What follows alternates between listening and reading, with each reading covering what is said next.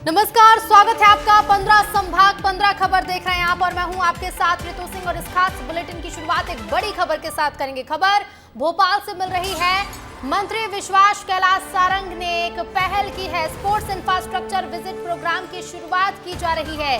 नई पीढ़ी को खेलों से जोड़ने की कवायद, छात्रों को खेल इंफ्रास्ट्रक्चर का भ्रमण कराया जा रहा है। आज टीटी नगर स्टेडियम में स्कूली बच्चों को विजिट कराया गया, बच्चों को खेल संसाधनों से अवगत कराया गया। पहली बार स्कूली बच्चों ने स्टेडियम का भ्रमण किया है। ये तस्वीरें आप देखिए। मंत्री विश्वास सारंग जिन्होंने ये पहल की है, स्पोर्ट्स इंफ्रास्ट्रक्चर विजिट प्रोग्राम की शुरुआत कर दी है और इसके जरिए नई पीढ़ी को खेलों से जोड़ने की कवायद शुरू की गई है। छात्रों को इंफ्रास्ट्रक्चर का भ्रमण कराया जा रहा है और आज टीटी नगर स्टेडियम से तस्वीरें भी सामने आई हैं। जंगल और जंगली जीव को बचाने के लिए हमें उसे एक रिसोर्स की तरह नहीं बल्कि अपने जीवन के हिस्से की तरह मानना होगा, तभी जीवन चक्र को संतुलन भी मिलेगा। इसी कड़ी में आज अंतर्राष्ट्रीय बाघ दिवस के मौके पर सबसे ज्यादा टाइगर वाले प्रदेश में बाघों को लेकर मोहन सरकार ने एक और घोषणा की। आखिर क्या है ये घोषणा, देखिए रिपोर्ट। 29 जुलाई यानी अंतर्राष्ट्रीय बाघ दिवस। भारत विश्व भर में सबसे ज्यादा बाघों की आबादी वाला देश है और हो भी क्यों ना, बाघ हमारा राष्ट्रीय पशु जो है।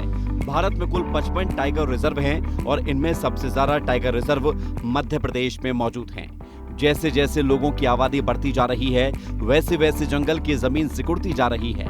ऐसे में जंगल और जानवरों को बचाने के लिए प्रदेश सरकार अंतर्राष्ट्रीय दिवस मनाकर इस क्षेत्र में ध्यान केंद्रित कर रही है। बाघों की संख्या पर अगर नजर डालें तो 2010 में मध्य प्रदेश में 257 बाघ थे, 2014 में 308, 2018 में 526 और 2022 में यह संख्या बढ़कर 785 तक हो गई है। भोपाल, सीहोर और रातापानी सेंचुरी देश का ऐसा इकलौता इलाका है जहां 2018 की लैंडस्केप गणना में रातापानी सेंचुरी में 45 बाघों की उपस्थिति दर्ज कराई गई और 2022 में 96 बाघ पाए गए। अंतर्राष्ट्रीय बाघ दिवस के खास आयोजन में मुख्यमंत्री डॉक्टर मोहन यादव और वन मंत्री रामनिवास रावत समेत कई मंत्री कार्यक्रम का हिस्सा बने। लगातार कम समय में 20% से ज्यादा बाघ पूरे देश के, दुनिया की आधी से आबादी ज्यादा हमारे पास है और उसमें भी हमारा अपना जो आंकड़ा है, और विभाग को बधाई इसलिए देना चाहूँगा कि आपने तो कमाल कर दिया है। 1 के 2 तो सुने थे, 1 के 3 कर दिए। कार्यक्रम में मुख्यमंत्री ने चीतों को लेकर भी बड़ी घोषणा की है। अब कूनों की सीमा गुजरात के धी सागर अभ्यारण्य तक होगी। ये चीता प्रोजेक्ट जो गति पकड़ रहा है, निश्चित रूप से बहुत जल्दी वो समय आएगा। वैसे तो अभी हम गांधी सागर में चीता छोड़ने की तरफ आगे बढ़ रहे हैं। फेंसिंग पूरी हो जाएगी, भोजन का प्रबंधन प्रॉपर हो जाएगा तो बहुत जल्दी गांधी सागर में चीता छोड़ा जाएगा। और इसके लिए बाकायदा एग्रीमेंट जो भारत सरकार के माध्यम से अफ्रीका के लिए हुआ है ट्राई पार्टी के नाते से, तो स्टेट उस पर अपना कदम धीरे धीरे सदैव कदमों से आगे बढ़ रहा है। बाघ हमारे इकोसिस्टम को हेल्दी और डाइवर्सिफाई बनाए रखने में मदद करता है, साथ ही जंगल के इकोसिस्टम को भी बैलेंस करता है। इस तरह बाघ हमारे पृथ्वी के जीवन चक्र को संतुलित बनाने में मदद करता है। बाघ को संरक्षित करने के लिए मोहन सरकार के द्वारा उठाया गया ये कदम सिर्फ एमपी के लिए नहीं बल्कि पूरे देश के लिए, धरती के लिए महत्वपूर्ण है। ब्यूरो रिपोर्ट, विस्तार न्यूज। और इधर छत्तीसगढ़ में 4 नवगठित नगर पालिकाओं मंदिर हसौद, बांकी मुगरा, लोरमी और पंडरिया में मोर संगवारी योजना का आज विस्तार हो रहा है। साथ ही मोर संगवारी अपॉइंटमेंट मोबाइल ऐप भी लॉन्च किया जा रहा है। मोर संगवारी सेवा के तहत नागरिकों के लिए चैट बोट की सुविधा व्हाट्सएप के माध्यम से उपलब्ध कराई जा रही है। तो वहीं इस योजना को लेकर प्रदेश में सियासत भी शुरू हो गई है। देखिए रिपोर्ट। मोर संगवारी योजना के तहत लोगों को 27 तरह की सेवाएं बिना सरकारी दफ्तर जाए उपलब्ध होंगी। फिलहाल इस योजना का लाभ प्रदेश के सभी 14 नगर निगमों, 44 नगर पालिकाओं और 2 नगर पंचायतों को मिल रहा है। क्या है मोर संगवारी योजना? मोर संगवारी अपॉइंटमेंट ऐप किया जा रहा लॉन्च। ऐप के जरिए मिलेगी तत्काल अपॉइंटमेंट, जरूरी दस्तावेज की मिल पाएगी जानकारी, 27 सुविधाओं का मिलेगा लाभ। टोल फ्री नंबर 14545 पर ले सकते हैं लाभ। मोर संगवारी योजना में अलग अलग विभागों की 27 शासकीय सेवाएं जैसे राशन कार्ड, आय प्रमाण पत्र, निवास प्रमाण पत्र, जाति प्रमाण पत्र, आधार कार्ड, पैन कार्ड जैसी सेवाओं के लिए टोल फ्री नंबर 14545 जारी किया गया है। मोर संगवारी योजना के विस्तार पर उप मुख्यमंत्री अरुण साव ने कहा कि जन्म प्रमाण पत्र, मृत्यु प्रमाण पत्र के लिए लोगों को इधर उधर भटकना पड़ता है। संगवारियों के माध्यम से लोगों के घर तक पहुंचाने की योजना है। ये योजना लोगों के लिए मददगार साबित होगी। लोगों को अपने सामान्य रूप से जन्म प्रमाण पत्र, मृत्यु प्रमाण पत्र, जाति, निवास, आय, अन्य ऐसे जो प्रमाण पत्र हैं उन प्रमाण पत्रों को लेकर इधर उधर भटकना पड़ता है।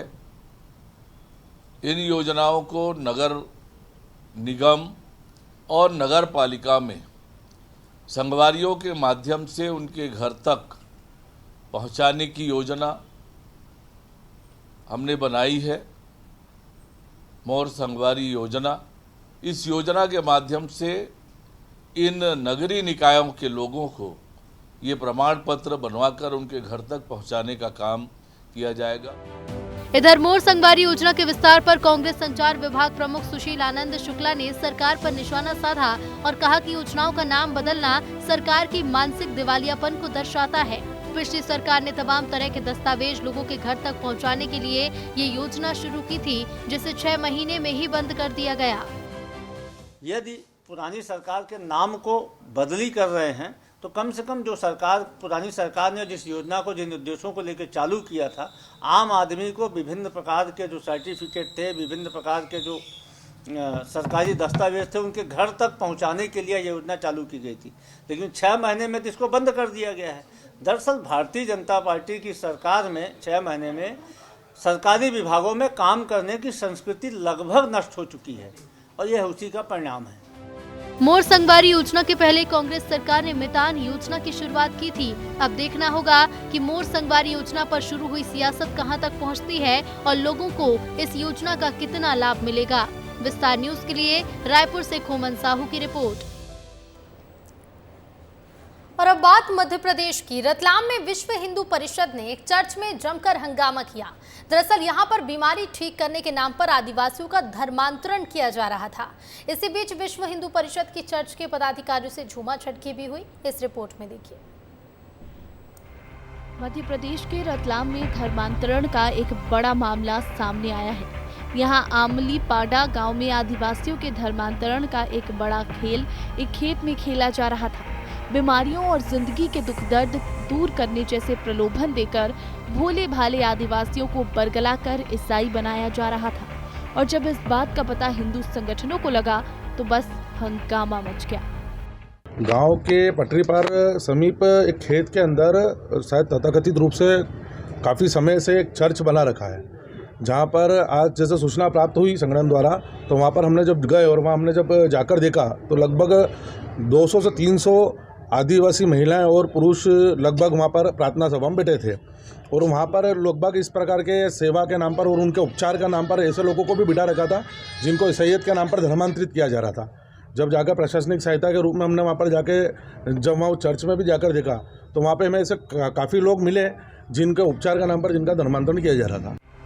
विश्व हिंदू परिषद ने रविवार को एक चर्च में हंगामा कर दिया और उनका आरोप है कि यहाँ पर बीमारी ठीक करने के नाम पर आदिवासियों का धर्मांतरण किया जा रहा था। यहाँ प्रार्थना सभा में 200 से ज्यादा आदिवासी जुटे थे, जहाँ अलग अलग गांव से लोगों को बुलाकर प्रार्थना सभा के नाम पर धर्मांतरण किया जा रहा था, जिसको लेकर विश्व हिंदू परिषद की चर्च के पदाधिकारियों से झूमाझटकी भी हुई। और इस बीच हंगामे की सूचना मिलने के बाद पुलिस मौके पर पहुंची और लोगों को समझाने में जुट गई। हिंदू संगठन के द्वारा कुछ सूचना प्राप्त हुई थी कि हमारे थाना क्षेत्र में आमली पाड़ा में एक खेत में चर्च बना करके कुछ लोगों के, आदिवासी लोगों का धर्मांतरण किया जा रहा है। तो उसके संबंध में हम लोग वहाँ गए थे और प्रकरण प्रकाश में लाया गया है और इसकी अभी जांच की जा रही है और जैसा भी जांच के बाद आएंगे तथ्य उस तरह की कार्रवाई की जाएगी। रतलाम के लकिया गांव में खेत में तथाकथित रूप से चर्च में धर्मांतरण का खेल खेला जा रहा था। चर्च में 200 से 300 आदिवासी लोग प्रार्थना सभा में बैठे नजर आए, जो सेवा और उपचार के नाम पर धर्मांतरण के शिकार हो रहे थे। लेकिन सवाल ये उठता है कि आखिर प्रशासन क्या कर रहा था और खेत के अंदर ये चर्च कैसे संचालित हो रहा था, इसकी परमिशन कैसे मिली। रतलाम से विस्तार न्यूज के लिए लालचंद राठौर की रिपोर्ट।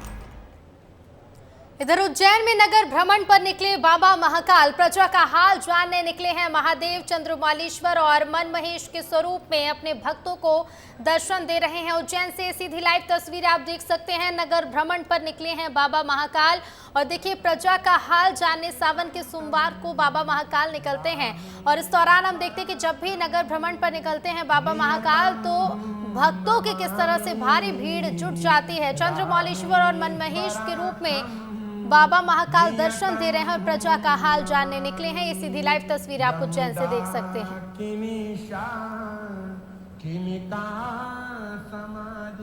तो बाबा महाकाल प्रजा का हाल जानने के लिए निकल चुके हैं नगर भ्रमण पर। उज्जैन धार्मिक नगरी की ये सीधी लाइव तस्वीरें आप देख रहे हैं और चंद्रमौलीश्वर और मनमहेश के स्वरूप में बाबा महाकाल अपने भक्तों को आज दर्शन दे रहे हैं। इन तस्वीरों में आप साफ तौर पर देख सकते हैं कि किस तरह से बड़ी संख्या में लोगों की भीड़ भी जुटी हुई है, क्योंकि जब भी बाबा महाकाल नगर भ्रमण पर निकलते हैं बाबा महाकाल के दर्शन के लिए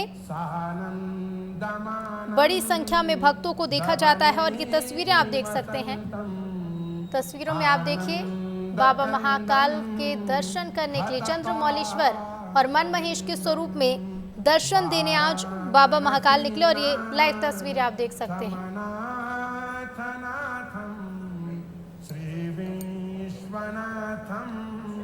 तो उज्जैन से ये सीधी लाइव तस्वीरें आप देख रहे हैं।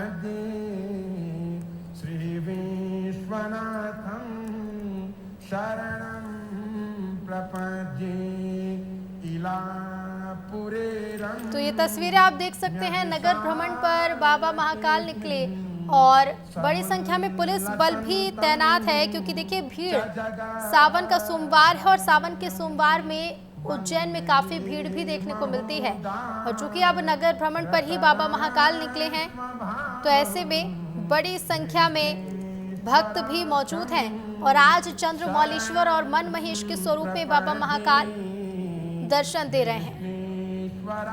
और सीधे रुक करेंगे, हमारे संवाददाता संतोष कृष्णानी उज्जैन में मौजूद हैं। और संतोष, तस्वीरें दिखाइएगा।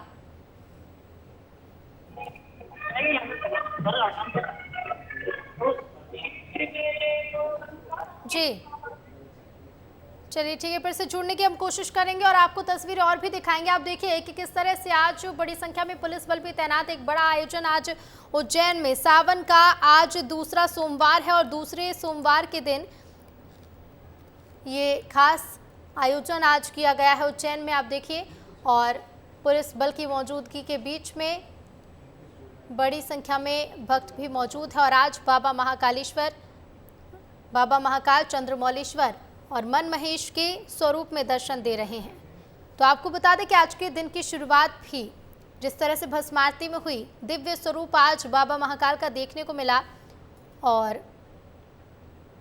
चांदी की पालकी पर चंद्रमौलीश्वर और हाथी पर मनमहेश रूप में दर्शन देने निकले। संतोष मौके पर मौजूद है। संतोष, और भी तस्वीरें दिखाइएगा, क्या कुछ नज़ारे आप देख पा रहे हैं संतोष? बिल्कुल, राजाधिराज महाकाल आज श्रावण मास के दूसरे सोमवार पर भी चांदी की पालकी में सवार होकर चंद्रमौलीश्वर और मनमहेश के रूप में भक्तों को दर्शन देने निकले हैं। और आज का जो आकर्षण का केंद्र है, 350 पुलिसकर्मी बैंड के माध्यम से बाबा महाकाल को सुर मधुर भजनों की प्रस्तुति देंगे। हम आपको दिखाना चाहते हैं, अभी अभी बाबा महाकाल का पूजन अभिषेक सभा मंडप में समाप्त हुआ है। शनै शनै महाकाल मंदिर के मुख्य द्वार पर पालकी पहुंची और कुछ ही देर में, कुछ ही सेकंडों में हमारे विस्तार न्यूज़ की जो लाखों करोड़ों दर्शक है वो यहाँ पर पालकी में बाबा महाकाल का सुगमता से दर्शन करेंगे। और हमारे कैमरामैन से बताना चाहेंगे, पूरा जूम करके दिखाएं जो बाबा महाकाल के आगे जो पुलिसकर्मी बैंड की धुन बजाते हुए, क्योंकि ये कल्पना थी, ये सपना था प्रदेश के मुख्यमंत्री डॉक्टर मोहन यादव का कि राजाधिराज नगर भ्रमण पर जब निकलते हैं तो एक पुलिस जवानों के द्वारा उन्हें गार्ड ऑफ ऑनर दिया जाता है। गार्ड ऑफ ऑनर के साथ बाबा महाकाल को एक अद्भुत नज़ारा, एक लोक कला के माध्यम से जो गीत संगीत और नाच और जो नृत्य दिखाया जाता है वो तो ही सही, पुलिस की वेशभूषा धारण करके पुलिस की बैंड के माध्यम से राजाधिराज महाकाल का स्वागत सत्कार होना चाहिए, उसी कल्पना को आज साकार होते हुए इतिहास रचने जा रहा है उज्जैन। क्योंकि राजाधिराज जिस प्रकार राजा शाही ठाट से प्रजा का हालचाल जानने निकलते, वैसे ही आज दूसरे सोमवार पर प्रजा का हालचाल जानने निकले। सड़कों के दोनों तरफ आप देख सकते श्रद्धालु कतारबद्ध होकर बैरिकेडिंग के माध्यम से भक्त इंतजार कर रहे हैं कि कब राजाधिराज हमारे पास आएंगे, कब हम उनका दर्शन करेंगे। तो अलौकिक दृश्य है। आप देखते हैं पंडे पुजारी, उनके जो छोटे छोटे बच्चे रहते हैं वो भी झांझ मंजीरे बजाते सड़कों पर निकल रहे हैं। एक अलग ही दृश्य यहाँ पर दिखाई देगा। और इस गाड़ी के ठीक पीछे जो प्रदेश के मुख्यमंत्री की जो कल्पना थी, 350 पुलिसकर्मी अलग अलग धुनों पर भजनों के माध्यम से बाबा महाकाल को प्रसन्न कर एक इतिहास रचेगा। और यहाँ पे जो लाखों भक्त आए हैं वो भी इस पुलिस की कर्तव्य, पुलिस की धुन को देख मग्न हो जाएंगे, क्योंकि एक अलग ही उत्साह के साथ माहौल यहाँ पर होता है। और यहाँ देख सकते हैं ये कड़ाबीन है। सदियों से राजाधिराज महाकाल नगर भ्रमण पर निकलते हैं, तो कड़ाबीन से जिस प्रकार आतिशबाजियाँ होती है वैसे ही आतिशबाजी के माध्यम से बम फटाके फोड़े जाते हैं। मतलब इसका प्रतीत होता है कि राजाधिराज कुछ ही सेकंडों में आपके साथ, आपके समक्ष पहुंचने वाले हैं। और एक अलग ही उत्साह का माहौल यहाँ पर दिखाई देता है, क्योंकि राजाधिराज नगर भ्रमण पर निकलते तो ऐतिहासिक क्षण रहता है कि कब राजाधिराज भक्तों को, जो भक्त बाबा महाकाल के दरबार में नहीं जा पाता, इसलिए श्रावण के हर सोमवार पर राजाधिराज यहाँ पर भक्तों को दर्शन देते हैं। दर्शन देने के साथ यहाँ पर उनको निहाल करते।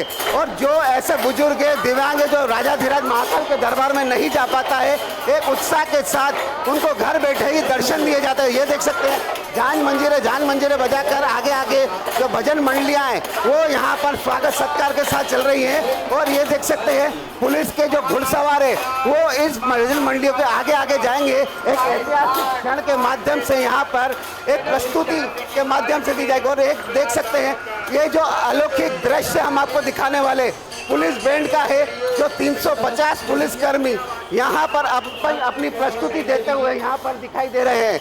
और ये क्षण है, ये देख सकते हैं घुड़सवार है, जिस प्रकार राजाधिराज भक्तों का प्रजा के साथ पहुंच रहे, प्रजा के बीच पहुंच रहे। तो ऐतिहासिक क्षण है।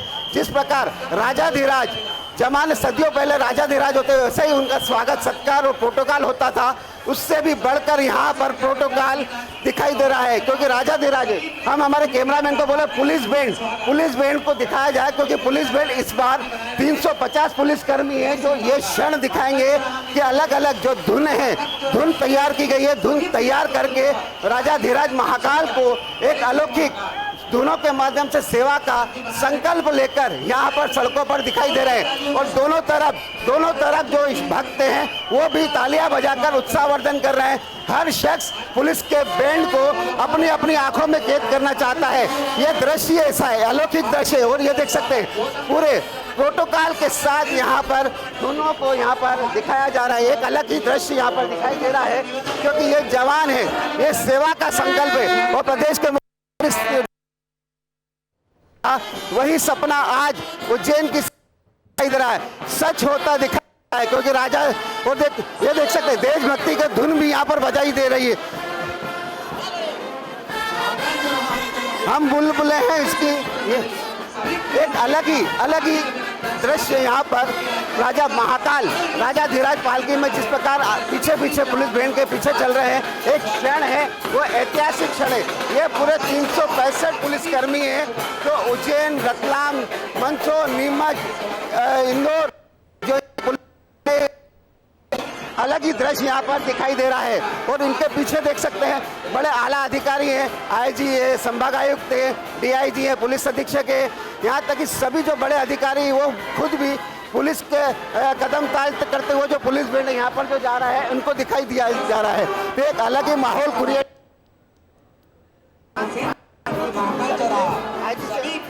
क्योंकि एक अलग माहौल क्रिएट किया जा रहा है।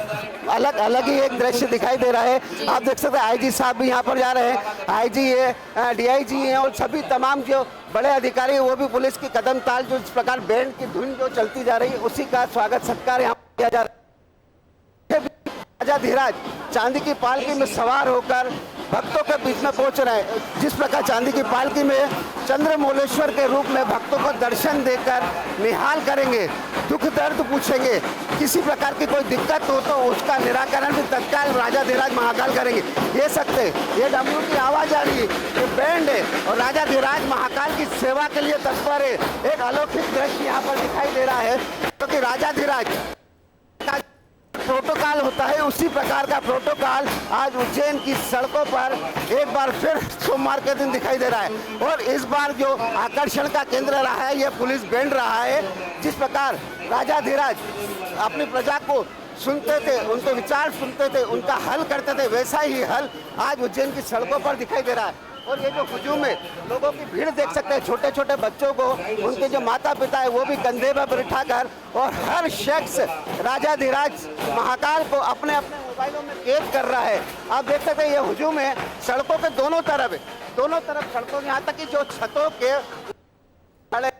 चांदी की पाल, आप देखें चांदी की पाल की शने शने विस्तार न्यूज के कैमरे में भी दिखाई दे रही है। आकर्षक तरीके से चांदी की पालकी को ताजे फूलों से सजाया गया है और उसके बाद हाथी आपको दिखाई दे रहा है, जिसके ऊपर मन महेश के रूप में भक्तों का हाल चाल जानने नगर भ्रमण पर निकले। और ये पुलिस बैंड है और ये जो उसके पीछे पुलिस सशस्त्र बल है। जैसे ही राजाधिराज महाकाल के मुख्य द्वार पर पहुंचते हैं तो सशस्त्र बल द्वारा राजाधिराज को गार्ड ऑफ ऑनर दिया जाता है, सलामी दी जाती है और सलामी के साथ राजाधिराज का स्वागत सत्कार भी किया जाता है। और ये जो सशस्त्र बल और पुलिस बैंड है, ये सदियों से जैसे जैसे राजा महाकाल राजाधिराज के रूप में नगर भ्रमण पर प्रजा का हाल चाल जानने निकलते हैं, वैसे ही तभी से ये निकल रही है। और देख सकते हैं ये चांदी की पालकी विस्तार न्यूज पर सबसे पहले एक्सक्लूसिव तस्वीर दिखाते हैं। हम हमारे कैमरामैन को बोलेंगे जिस प्रकार राजाधिराज महाकाल की जो चांदी की पालकी है वो आपको दिखाई दे रही होगी। शने शने भक्तों के साथ यहाँ पर भक्त नाचते गाते आ रहे हैं, डमरू बजाते आ रहे हैं, एक उत्साह के साथ यहाँ पर चांदी पालकी शने शने हमारे बीच में आ रही है और सड़कों के दोनों तरफ हाथ ऊंचे करके आ रही है पालकी। जय महाकाल की, नंद के घर आनंद भयो, जय महाकाल की, ऐसे ही गूंज सुनाई दे। आप देखते हैं एक अलग ही उत्साह के साथ यहाँ पर जल किया जा रहा है। एक क्षण है, राजाधिराज पुलिस अधीक्षक कलेक्टर खुद यहाँ पर लगातार सवारी के माध्यम से किए चल रहे हैं, क्योंकि एक जो राजाधिराज महाकाल है तो महाकाल के साथ कहीं ना कहीं। बिल्कुल बिल्कुल संतोष, ये तस्वीरें हमने देखी तो आपने सीधी लाइव तस्वीरें देखी कि किस तरह से आज उज्जैन में सावन के दूसरे सोमवार को महाकाल की सवारी निकाली जा रही है और सलामी भी दी जा रही है। चलिए आगे बढ़ेंगे, कुछ और खबरों का रुख करेंगे और बात मध्य प्रदेश के सीहोर की। सीहोर में बारिश के मौसम में मौसमी बीमारियों का प्रकोप तेजी से बढ़ने लगा है। जिला अस्पताल में मौसमी बीमारियों से पीड़ित सैकड़ों मरीज प्रतिदिन इलाज के लिए पहुंच रहे हैं, तो वहीं दवा जैसे काउंटर पर भी लंबी लंबी कतारें लग रही हैं। देखिए रिपोर्ट। मौसम में चल रहे उलटफेर ने फिर मौसमी बीमारियों का प्रकोप बढ़ा दिया है। इससे जिला अस्पताल सहित अन्य जगह के अस्पताल में इलाज कराने वालों की भीड़ देखने को मिल रही है, जिसमें बुखार, सर्दी, जुकाम और अन्य बीमारियों के मरीज सबसे ज्यादा शामिल हैं। इधर सीहोर के कुंडीखाल में गांव में फैली गंदगी के चलते लगातार लोग हैजा बीमारी का शिकार हो रहे हैं। साहब ये गंदगी पूरा गाँव में मलबा है, हमारे गाँव में इसका कारण ही पूरी बीमारी है।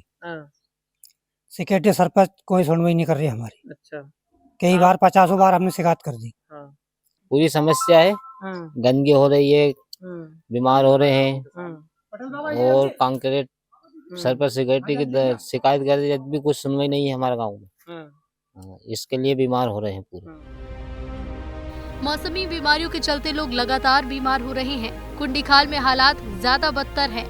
यहाँ बीमारी के चलते 2 लोगों की मौत भी हो चुकी है, तो कई गांव के 12 से ज्यादा लोग अस्पताल में भर्ती होकर अपना इलाज करा रहे हैं।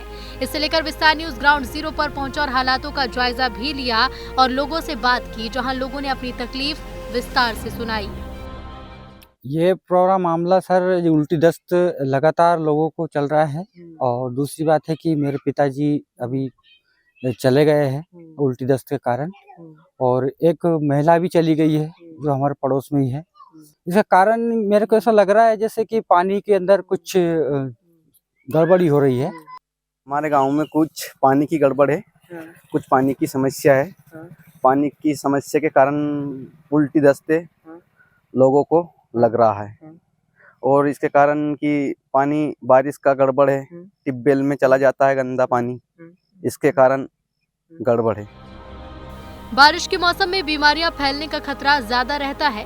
इस मौसम में होने वाली बीमारियां खतरनाक साबित हो सकती हैं। स्वास्थ्य विभाग ने इससे सावधानी बरतने की सलाह दी और कहा कि लापरवाही जानलेवा हो सकती है, जिनसे बचने के लिए स्वास्थ्य विभाग ने बारिश में ज्यादा देर तक ना भीगने और पानी उबालकर पीने की सलाह दी।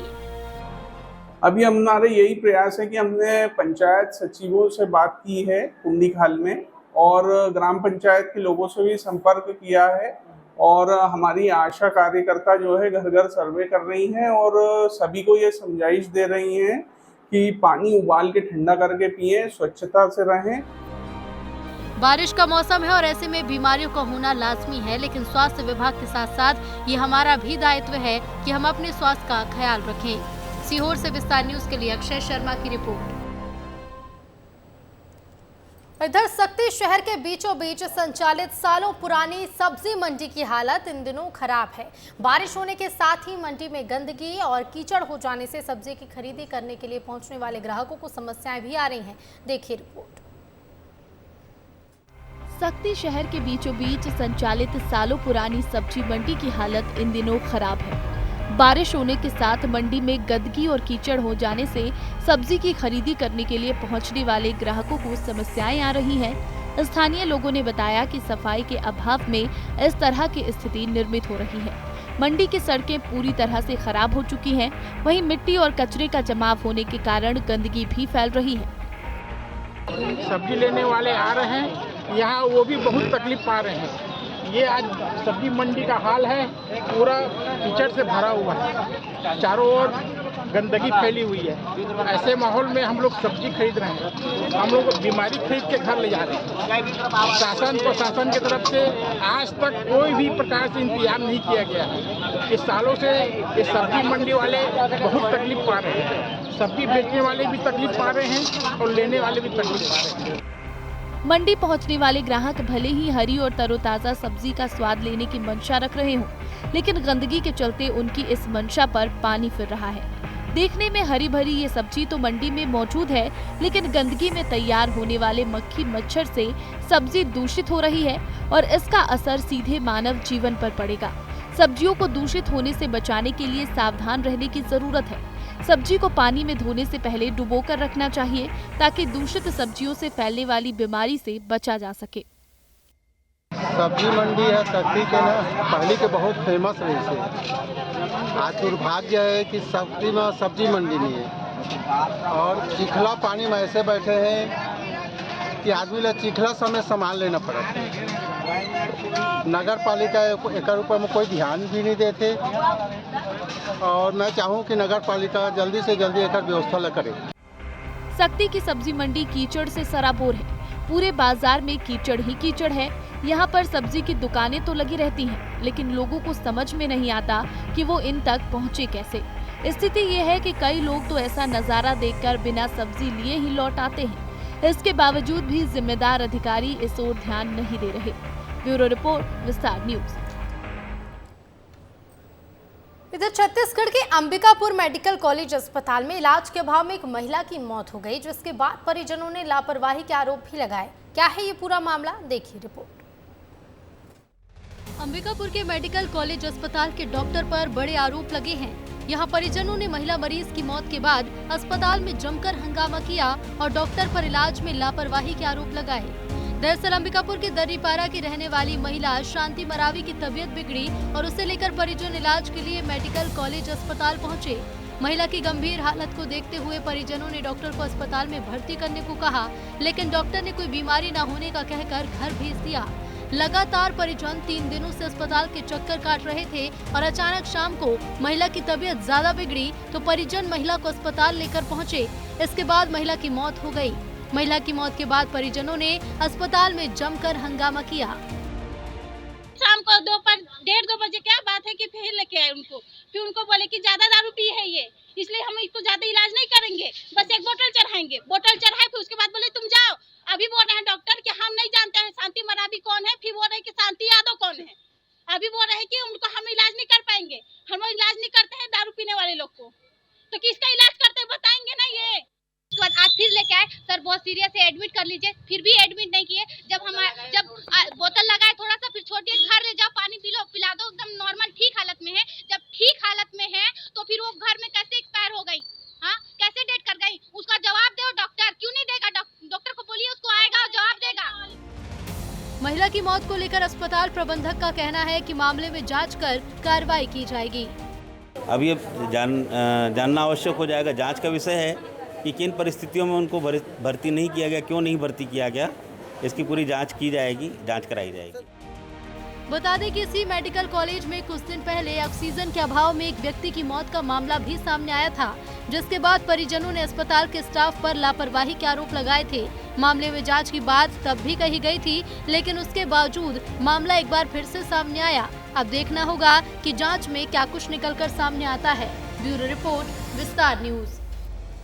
और इधर विदेशों में भारी बारिश से बांध के गेट खुले हैं। संजय सागर बांध के 2 गेट खोले गए हैं। डैम के नजदीक के इलाकों में अलर्ट भी जारी कर दिया गया है। तो बता दें आपको कि पानी का स्तर बढ़ता जा रहा है, जलभराव जगह जगह हो रहा है। इसी को देखते हुए विदिशा की तस्वीरें सामने आई हैं, जहां संजय सागर बांध के 2 गेट खोल दिए गए हैं।